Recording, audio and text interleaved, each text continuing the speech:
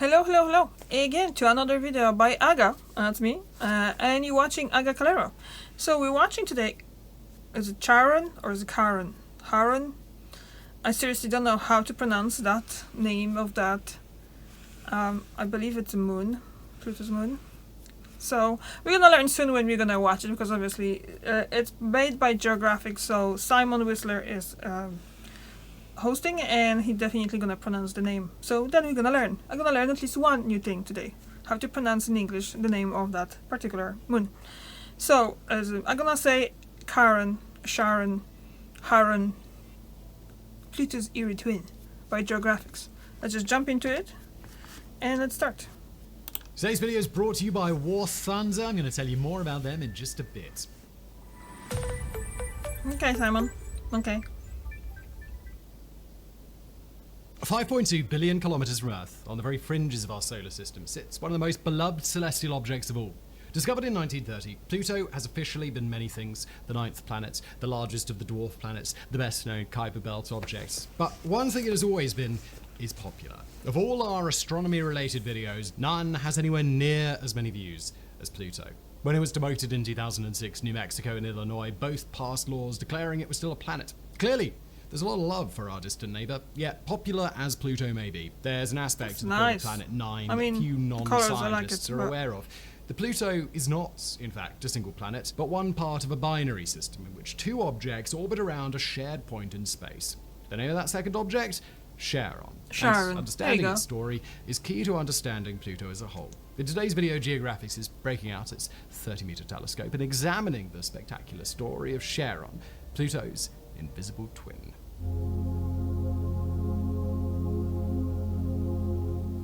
In terms of sheer size, there are two moons in our solar system that dominate the rankings. Orbiting Jupiter, Ganymede is the largest satellite of all, a monster moon bigger than Mercury. One planet over, Saturn's Titan is slightly smaller, but comes with a thick atmosphere that makes it appear larger. Yet, impressive as these beasts are, they only top the scoreboard in absolute terms. Because there's another way to rank natural satellites, not by overall size, but by how big they are compared to the planet they orbit. Order your list like this, and Charon comes out at number 1 every single time. The largest of Pluto's 5 moons, Charon dominates its siblings Styx, Nix, Kerberos, and Hydra. While the second and third biggest are a maximum of 130 Pluto have so many wide, moons? Charon boasts a width of 1,212 kilometers, roughly a 1/3 of the size of Earth's moon.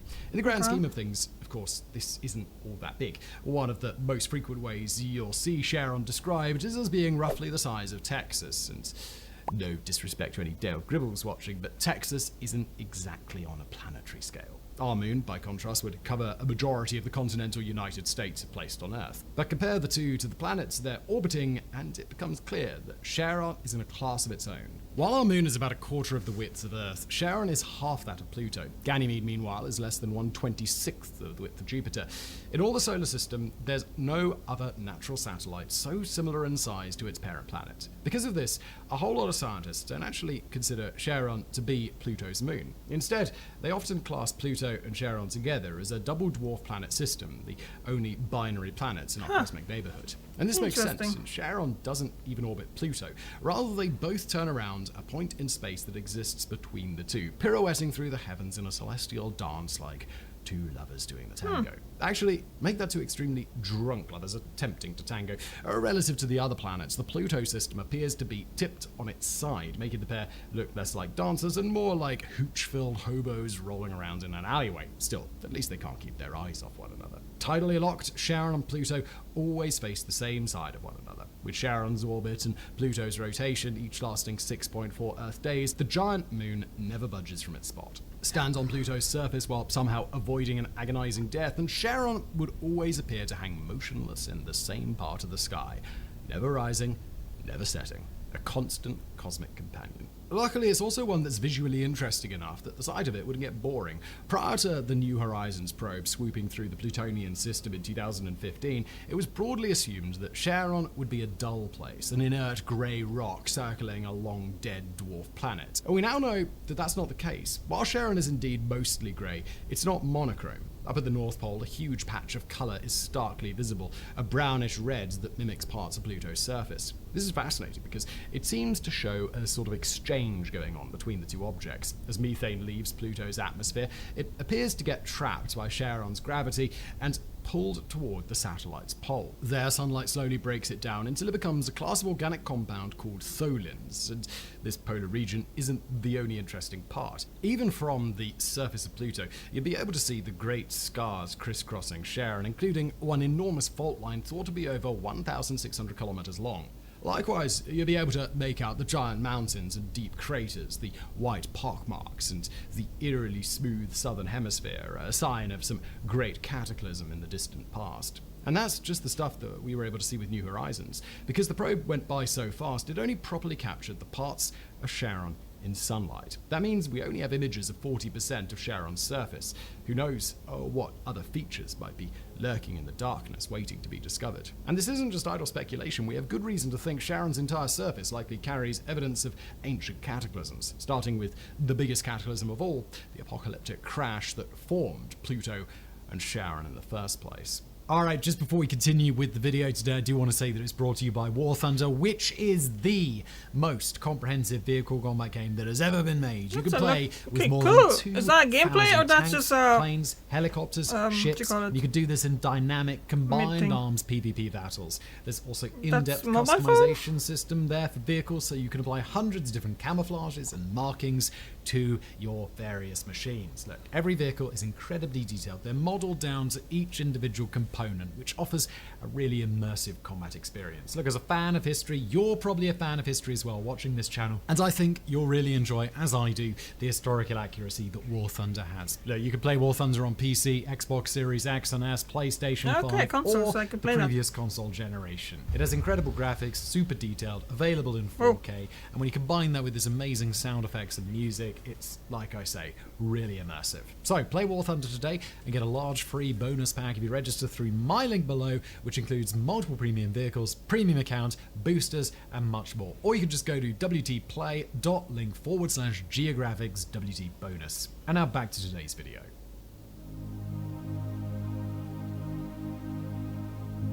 In terms of dramatic starts, they don't get much more dramatic than the beginning of Charon's existence. It's currently thought Charon didn't calmly come into being alongside Pluto. Had they both formed from the slow coalescing of dust and matter, it's doubtful they would be so close in size. No. Instead, models show that the two were born in a much more apocalyptic way, when a proto-Pluto collided with a large Kuiper Belt object. So powerful was the crash that it likely pulverized both objects, turning the entire Plutonian system into a molten, burning mess that illuminated the void of space with a dull orange glow for millions of years. When they finally dissipated and the shockwaves died away, there were no longer two independent objects, but a whole family of them, Pluto and Charon, plus the 4 moonlets around them, forever locked into a binary system, never again to be apart. Not that we humans would be aware of this for most of our history. The impact that created the Plutonian system happened long before any life arose on Earth. When humans did finally turn up, Pluto and its moon were too far away for us to even imagine they might exist. It wasn't until the 1970s that our civilization became advanced enough to even detect Charon. Even then, we only did so by fluke. The date was June the 22nd, 1978. In Washington, Jimmy Carter was in the White House. Garfield had just gone into nationwide syndication. The Camp David Accords would soon be signed. And out in his remote cabin, the Unabomber was preparing his first package. But it's doubtful much of this was occupying James Christie's mind that summer day. He was too busy trying to figure out what the heck this weird bulge on Pluto was. At the time, Christie was working at the US Naval Observatory in Flagstaff, Arizona, pleasingly just down the road from where Clyde Tombaugh discovered Pluto in 1930. Now Christie was trying to get a better sense of Pluto's orbit. But then he checked the images, noticed the weird bump, and accidentally catapulted himself into the science history books. Rather than just a one-off, the bulge appeared in multiple images of Pluto, sometimes on one side of the planet, sometimes on the other, always exactly matching its rotation period of 6.4. Can you imagine that's a when Christie picture of a decided to check planet? the image archive, You kind of like have to know that this is a planet. Noticed distortion Not know, stretching but back like into the observatory's past. Initially, he wondered if Pluto didn't have a giant mountain, an ancient volcano, maybe even bigger than Olympus Mons on Mars. That's because the alternative was just too exciting to think about, that it just discovered Pluto's first known satellite. Of course, we already know that a natural satellite was exactly what Christie was looking at. Soon enough, he was able to confirm it with help from a guy called Robert Harrington, who calculated exactly what they should expect to see if the bulge was a moon.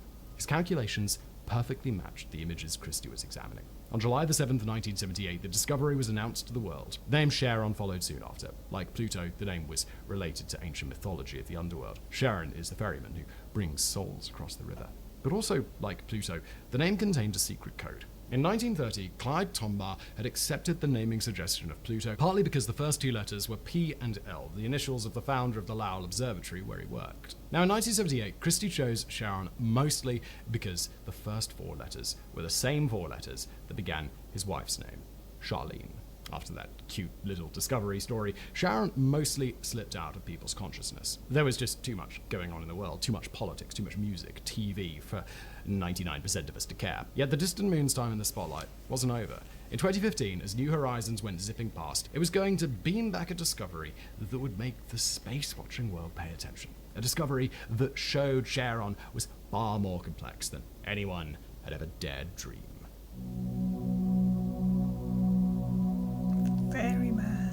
If you've ever been to the Grand Canyon, you'll know it's one of the world's greatest sights. A vast groove running through the landscape that's deep enough to swallow the Empire State Building 4 times over. Charon's fault line, though, laughs in the face of these statistics. Likely looping around its entire body, Charon's Grand Canyon is thought to be 4 times longer than America's, but its depth is where it really stands out. Really? At 7.5 kilometers from cliff edge to floor, you'd need a stack of 16 Empire State Buildings to equal it in height.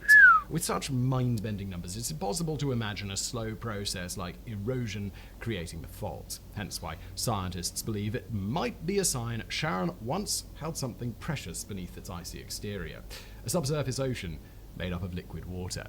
Many eons ago, Charon's formation left it with a lot of excess heat trapped inside its center. Since Charon is mostly water ice, probably surrounding a rocky core, that heat could have kept much of that water liquid. Not on the surface. So far from the sun, Charon shivers at a freezing minus 258 degrees Celsius, but deep down, beneath a layer of solid ice. At some point in the past, though, that excess heat is thought to have run out. Charon's subsurface ocean began to freeze solid, and that would have led to a world-shaking catastrophe. If you take a bottle of beer and stick it in your freezer overnight, what are you going to find in the morning? No, it's not going to be a delicious beer lollipop. It's going to be an unholy mess. As water or water-heavy drinks like beer freeze, they expand. The pressure of that expansion can shatter the container holding it, be it a beer bottle or even an icy moon. This is where scientists think Charon got its Great Canyon from the expansion of a global ocean as it finally froze, an ocean that splintered the moon's surface as surely as freezing a beer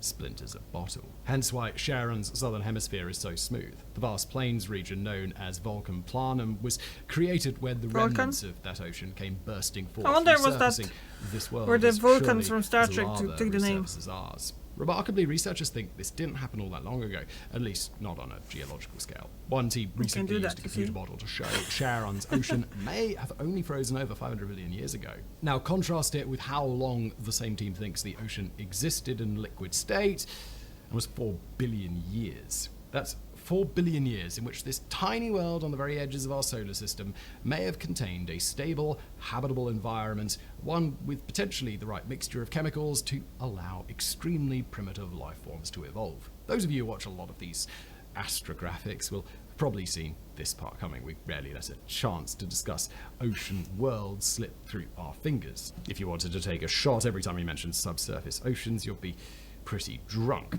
God, I'm drunk. Sadly, though, we'll never know if tiny microbes did appear in the depths of Charon's ancient ocean, with the entire moon now frozen solid. Any evidence that ever existed is today encased in a tomb of ice hundreds of kilometers thick. Yet that doesn't mean the same fate befell Charon's twin. Even as this world was freezing over, its larger sibling may have retained enough heat to keep its own internal ocean liquid, which means there may still be at least one sea sloshing around this double planet system. So it's time for us at last to cross the great void between Charon and Pluto to answer a question that would have seemed unthinkable only a decade ago. Is Pluto an ocean world? Can you imagine that?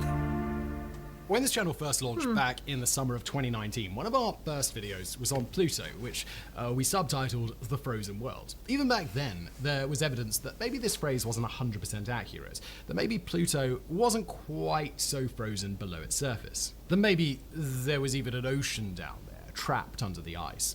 Well, since then, the evidence for a Plutonian subsurface ocean has only grown, as has the number of scientists willing to speculate about what it may look like. So, this seems like a perfect time to revisit the former Planet 9, both to fill in some gaps from our original video, and as a handy way to compare its fate to that of its smaller twin, Charon. The most obvious difference is that Pluto's ocean seems to have survived. At the very least, it was around until extremely recently.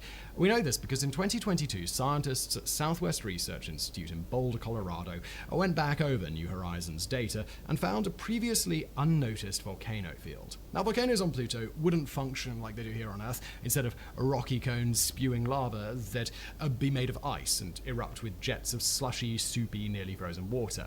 Known as cryovolcanism, this process would only be possible if there was a source of briny water below the surface. And a lack of impact craters in this volcano field suggests it formed from such eruptions relatively recently, perhaps as little as 100 million years ago. That would mean recent liquid water on Pluto. Not only that, but there's no reason to believe it froze in the intervening years. With a larger size than Charon, Pluto should have enough internal heat from decaying radioactive elements alone to keep any ocean liquid for many more eons to come. And that's not even counting the after effects of massive impacts. Recently, more and more models have started to show that most Kuiper Belt objects may have evolved not from the slow condensing of dust and gas, but from a series of massive impacts like the one that created Charon. Such impacts would have left even more heat trapped inside Pluto, residual heat that could now be responsible for maintaining its ocean. If that's the case, then researchers suggested that the subsurface ocean might be anywhere between 40 and 150 kilometers deep, and overwhelming amounts of water for a world so far from the sun's warming rays.